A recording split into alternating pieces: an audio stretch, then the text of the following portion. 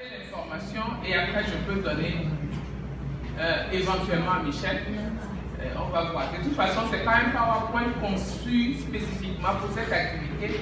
J'ai utilisé un autre PowerPoint que j'avais, qui n'est pas de moi et que j'ai essayé d'adapter pour pouvoir vous donner des informations clés. Donc, on est dans la logique, ou bien on est en train de célébrer Beijing 25 ans après son adoption. C'est l'objet de la réunion aujourd'hui. Et ce processus, je crois bien que vous l'avez déjà dit le matin en introduction, le processus a commencé il y a de cela une année. Et on est passé par plusieurs étapes depuis là. Et je voudrais juste vous dire où est-ce qu'on en est, qu'est-ce qu'il reste à faire et comment nous pouvons nous impliquer. Parce que n'oubliez pas, on est en train de parler de génération égalité. Et le rôle des jeunes est très important. Et il faut saisir l'occasion pour vraiment s'impliquer et pour changer le devenir de la jeune fille. Donc, le processus a commencé après le CSW de l'année passée, avec les consultations au niveau national, et je crois que vous avez été impliqués d'une manière ou d'une autre. Ensuite, il y a eu les consultations au niveau régional, et on a eu à participer au niveau de l'Afrique, à Addis Abeba. Je crois qu'on vous a donné également l'information, c'était en novembre, où il y a eu une position africaine qui a été adoptée. Et en principe, en ce moment, on devait être à New York pour la phase CSW avec l'évaluation.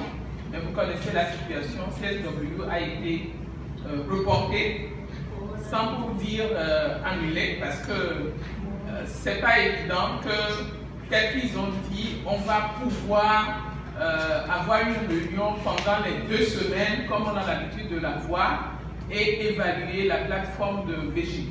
Mais par contre, je vous dirais, il y a quelques propositions actuellement qui essaient de rattraper un peu la situation.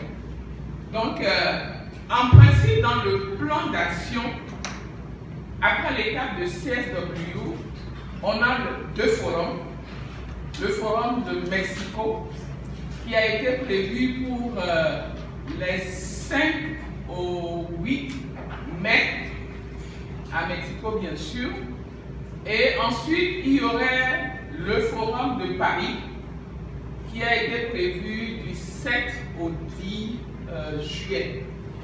Mais tout ça, avec le développement du CSW, il y a des points d'interrogation. Mais à ce jour, même si on considère la possibilité de report, on n'a pas parlé d'annulation pour ces instances. Et la semaine prochaine, sûrement, on aura l'information si c'est reporté le forum de Mexico et si c'est reporté également le forum de Paris et des dates éventuelles. Il y a plusieurs discussions autour de la question. Certains sont en train de dire pourquoi ne pas se donner encore une année pour bien préparer l'évaluation de Beijing. D'autres disent qu'il fallait le faire cette année. Et donc, c'est fort probable. La semaine prochaine, on aura l'information que le forum de Mexico pourrait être fait en juillet et le forum de Paris pourrait être fait en septembre. Mais tout ça, là, ça dépend de la situation sanitaire, de l'évolution. Et entre 2 choses, l'ONU est en train de proposer avoir 2 événements. Il y a un qu'ils appellent Beijing plus 25 Multi-Stakeholder Hearing qui est prévu le 21 juillet 2020 et qui va se passer en même temps qu'un événement habituel des Nations Unies qui est le Multi-Stakeholder, les parties prenantes, la rencontre des parties prenantes qui a lieu habituellement chaque année et qui est convoquée par le président de l'Assemblée générale. Donc, il propose de tenir une journée de discussion autour de Beijing plus 25. Il propose également d'avoir une réunion de haut niveau le 23 septembre 2020 et également un jour de discussion. Et l'information, je l'ai vu que ce matin, ils disent que les organisations qui ont des statuts consultatifs avec ECOSOC peuvent y participer, mais ceux qui n'ont pas de statut peuvent également y participer. Et s'ils veulent y participer, il faut déjà qu'ils s'inscrivent avant le 16 mars, qui est lundi. Donc si vous êtes intéressé par la question et vous voulez commencer à planifier à y aller ou pas, si vous n'avez pas, ou bien vous ne pouvez pas vous inscrire à travers une organisation qui a le statut consultatif, il faut aller sur le site de l'ONU, dans le système Indigo, et faire l'inscription avant lundi. Ensuite, il y aura bien sûr l'Assemblée générale des Nations Unies en septembre, qui était initialement prévue. Il était prévu qu'on ait une journée de célébration de Beijing. Donc voilà plus ou moins les échéances que je voulais partager avec vous. Maintenant, comment on peut s'engager et comment vous pouvez vous engager? Il y a diverses opportunités qui ont commencé depuis. Il y a des consultations en ligne qui devaient normalement être continuées durant le CSW avec des discussions sur place, mais étant donné que le CSW a été reporté, il y a ces consultations qui continuent d'une manière ou d'une autre. Et il y a un site dédié au forum égalité, Génération Égalité, mais il y a également un site de la société civile. Prenez l'habitude, soyez curieuse, allez de temps en temps sur ces sites-là pour avoir les informations à jour. Nous avons également une liste de diffusion que le WILDAF gère. Si vous voulez avoir les informations à jour, il y a M. Atik aussi, Samuel, notre responsable de communication, qui a saisi l'opportunité pour également venir vous voir. Vous pouvez lui donner vos emails. On va ajouter aux listes notre livre de diffusion. Et comme ça, quand il y a des informations un jour, on les partage pour que vous pourriez les avoir. Il y a ce qu'ils ont appelé les réunions en ligne. Il y a eu les maestros, il y a eu ce qu'ils ont appelé voice, et il y a eu ce qu'ils appellent aussi conversation cycle. Toutes ces façons de s'engager sont toujours d'actualité. Les jours à venir, on verra comment on continue la discussion en ligne. Maintenant, je vais mettre l'accent sur un des résultats clés de l'évaluation de Beijing plus 25, que sûrement vous avez entendu parler. On est en train de parler de coalition d'action. Est-ce que vous en avez entendu parler? Coalition d'action, qu'est-ce que c'est? Vous n'avez pas entendu parler. Ça, c'est un des grands résultats qu'on attend de l'évaluation de Beijing plus 25. Et pour définir, je vais peut-être vous donner quelques informations autour de cela.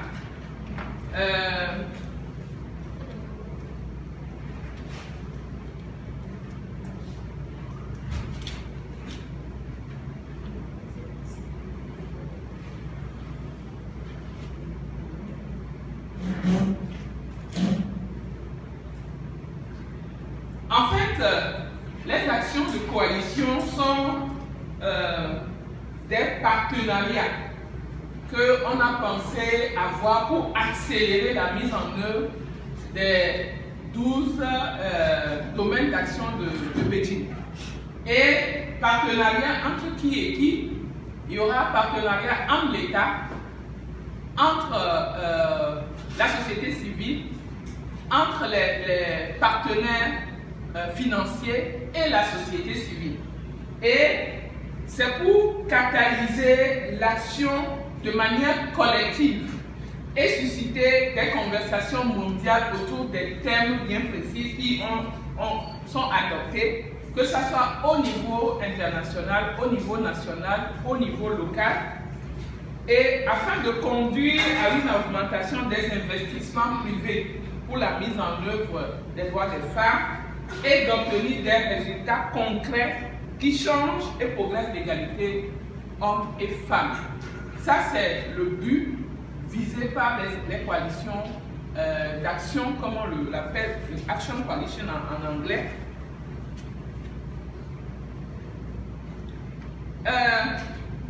Et ces actions, les coalitions d'action actuellement, depuis le mois de décembre, il y a eu des réunions pour concevoir le format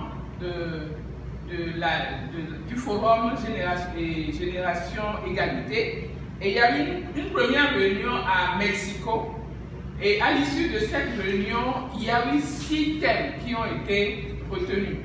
Et je vais vous parler tout à l'heure de ces 6 thèmes.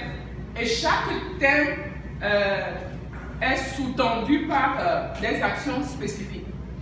Et il y a eu ensuite une autre réunion qui a lieu à Paris en février dernier, qui est allée un peu plus loin pour voir quelle est la vision, quelle est plus ou moins, comment nous pouvons définir le succès que nous attendons, comment nous pouvons planifier, quelles sont les actions qui doivent être contenues au sein de ces actions de coalition. Les 6 thèmes qui ont été adoptés, on a d'abord la violence basée sur le genre. On a ensuite le thème sur la justice économique et les droits. On a une autre action qui est intitulée Action féministe pour la justice économique. On a une 4e action qui est la technologie et innovation pour l'égalité des sexes. On a un 5e thème qui est l'autonomie corporelle et santé et droits sexuels et reproductifs. Et il y a enfin les mouvements féministes et leadership. C'est vrai que pour arriver à ces 6 thèmes, ça n'a pas été facile. Parce que chacun estimait qu'il y a différentes actions qui devaient faire l'objet d'attention. Mais ils ont utilisé une méthodologie pour arriver à cela. Mais ils ont convenu également qu'il y a des questions qui sont des questions transversales.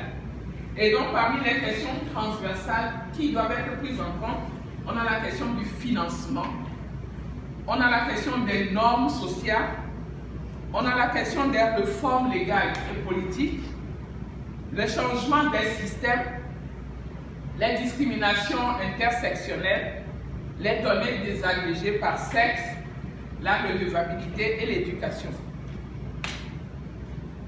Les jeunes, comme on l'a dit, constituent un des éléments, un des pivots de cette évaluation. Et il a été reconnu que les adolescents doivent être au cœur des actions de coalition. Et que les jeunes femmes doivent être les moteurs du changement. Et tout ceci dans un contexte de paix et sécurité. La question de paix et sécurité a été également évoquée comme une des questions clés sur lesquelles il faut travailler, mais ne faisant pas partie des 6 actions de coalition, on l'a estimé avec les jeunes comme une question transversale sur laquelle les actions doivent se focaliser. Il y a, en ce qui concerne les jeunes, un certain nombre de principes qui ont été proposés pour être pris en compte pour s'assurer que les jeunes jouent réellement leur rôle. Il y a, par exemple, il faut développer au moins une action transformative qui, de manière intentionnelle, cible la réalisation des droits et des besoins des adolescents. Le leadership des filles et des groupes dirigés par les filles doivent être au cœur également de ces actions et il faut s'assurer que les filles jouent un rôle dans la mise en œuvre des coalitions d'action. Autre principe, toutes les actions de coalition doivent identifier, appuyer et financer un réseau d'adolescentes et de groupes dirigés par les filles pour participer de manière significative et sans dangers dans le processus de conception, de mise en œuvre et de redevabilité. Et le dernier principe qui a été proposé, c'est que des indicateurs. Un instant, s'il vous plaît.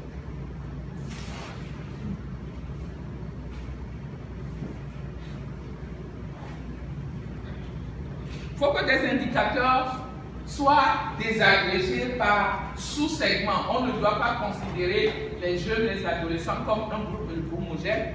Il faut voir les besoins des adolescents entre 10 et 14 ans, entre 15 et 19 ans, entre 20 et 24 ans. Voilà plus ou moins certaines informations que je voudrais vous donner sur les actions de coalition. Maintenant, comment vous devez vous impliquer? D'abord, en tant que mouvement de jeunes, vous pouvez également demander à être acteur ou actrice, aussi bien au niveau international, au niveau national que régional. Il y aura plus tard la possibilité de désagréger, est-ce que je peux dire, de localiser plus ou moins les activités. Quand on arrive au Togo, il faut que vous soyez au devant pour pouvoir jouer ce rôle. Donc c'est pour cela que j'avais saisi l'opportunité pour vous donner ces informations.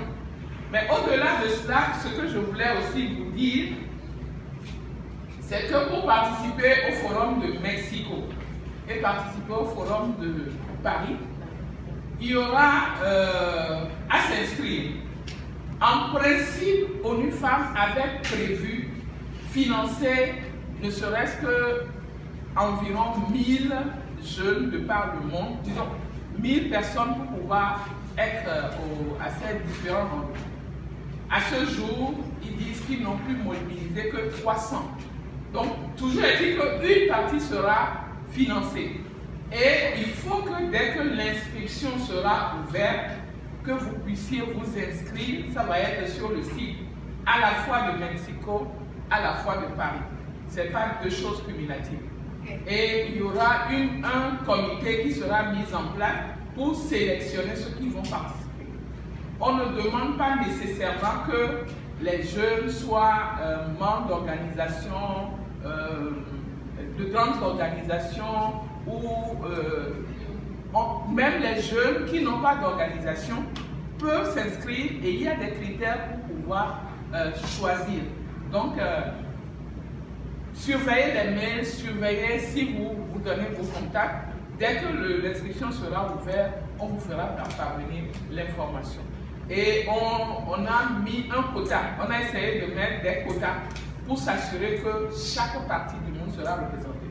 On ne veut pas que les anglophones prennent toute la place et que les francophones soient laissés de côté. On ne veut pas non plus que certains groupes soient privilégiés. Tous les groupes doivent pouvoir être à ce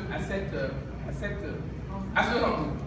Donc, que ce soit les handicapés, que ce soit les femmes rurales, que ce soit les minorités, tout le monde a sa place et il y aura des quotas et on veillera, ceux qui sont dans ce processus veilleront que tout cela soit respecté. Voilà plus ou moins l'information que je tenais à vous passer pour vous dire que il faut continuer et s'assurer que votre voix également soit entendue. Je vous remercie.